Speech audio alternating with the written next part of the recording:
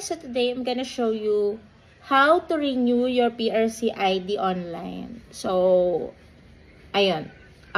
First of all, syempre kailangan nyo ng Larry's account or yung Licensure Examination and Registration Information System. Yan. Online lang yan. Wait, pakita ko sa inyo kung ano, para para may idea kayo. Dun sa mga bagong pasa ng board exam, kailangan nyo nito. Dito yung mga online transactions na pwede nyong gawin para less hassle sa part nyo rin. Larry's account, yan, nakikita nyo. Punta lang kayo sa online.prc.gov.ph. Then, yan.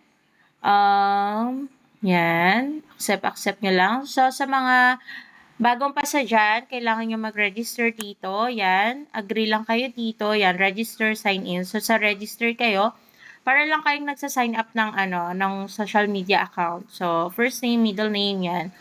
So, yan. Register. Kapag pa-register nyo, and na-verify na yung account nyo, magsa-sign in na kayo. Yan. Para makita nyo yung loob nitong Larry's, isa-sign in ko yung account ko. Yan. Para may idea kayo kung ano itsura niya. Sa mga bago yun, Siyempre, dun sa mga dati pa, ito na yun. Alam nyo na to. Yan. So, ito yon. Ito yung Larry's nyo. So, nga pala, yung profession ko is Registered Electrical Engineer. So, bago kami makapag-renew ng ID, kailangan namin ng COGS from IIEE. So, yung IIEE is organization siya ng mga electrical engineers. Yan. Bago kami makapag-renew, kailangan namin ng parang yung magulo doon sa gilid ko. Yan. Ng COGS. So, ganito siya. Yan. COGS. Online na rin to kasi may website rin si IIEE. Mag-sign up lang rin kayo doon. Tapos, pwede na kayo doon mag-request ng mga kailangan nyo sa IIEE. Doon ako nag-request ng COGS ko and ayan, nagbayad ako doon. Online na rin yung payment and sinend nila sa akin yung COGS ko through email na rin. So, less hassle na. Mabilis na siya lahat. Okay? After mo matanggap yung COGS, pwede ka nang mag-book ng appointment. So, kanya-kanya to kasi baka iba-iba rin yung yung process or yung requirements kada profession. So, ito nga yung Larry's. Alam ko sa lahat naman ng profession, required na ma-meet mo yung CPD points na kailangan mo bago ka mapa-renew. Pero, nitong nag-renew ako, nitong May lang, last month, yan, CPD undertaking ako. Ibig sabihin, parang nag-waive ako dun sa CPD points na yun. Pero, next renewal ko, hindi na yun pwede. Tinanggap lang siya ngayon. So, yung sa CPD undertaking, ang nakalagay dyan, I hereby undertake to comply with CPD requirements in the next compliance period. So, alam ko ganun na nga siya. So, bawal na mag-CPD undertaking. Yan. Pipirmahan nyo lang yan pag CPD kayo, okay? Kung kulang yung points nyo. Tatanggapin naman yan, tapos makakapag-renew kayo.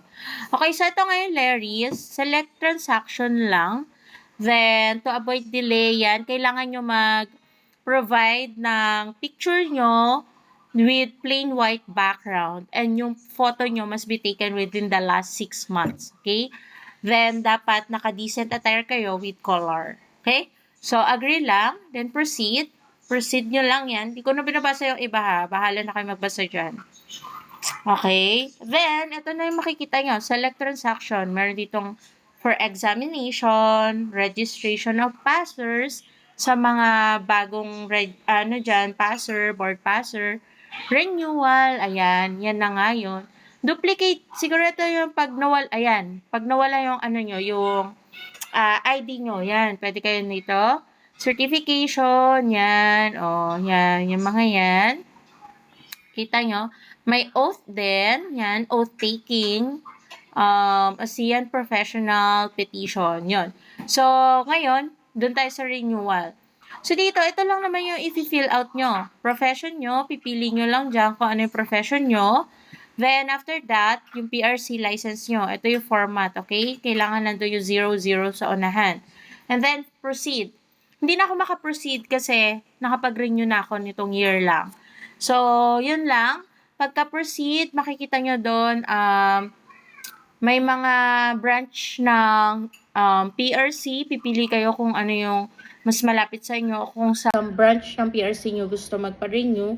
And then, pipili kayo ng time slot or schedule. Then, yun na. After that, pupunta kayo sa yung payment na.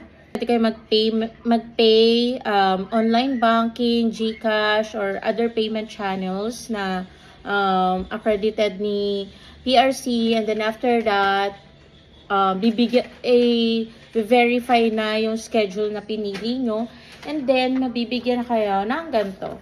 Yan. Okay, nandiyan na yung picture nyo, tapos yung OR nyo, OR number, yung appointment date, yung place kung saan kayo magpaparenew, and then, ayun, nandiyan lahat, okay? So, yun na nga yun. Pero, dapat, updated yung details nyo dito. Kasi kung ano yung nakalagay dito sa Leris nyo, yun na yung ipiprint nila. So, make sure that your Leris account is updated. And then, that's it. So, yun. Pagka-print nyo nun, punta lang kayo doon sa PRC branch na pinili nyo. And then, after that, punta lang kayo. Tatawagin, may number yun. Syempre yun. Mabilis na yung process. After nun, hintay lang kayo and ipiprint na nila yung ID nyo. And then, ang ganda ng ID ngayon kasi meron na siyang QR code na pag in-scan mo, makikita na rin yung details nyo. So, good job si PRC doon. Kasi, parang, ayun, okay siya.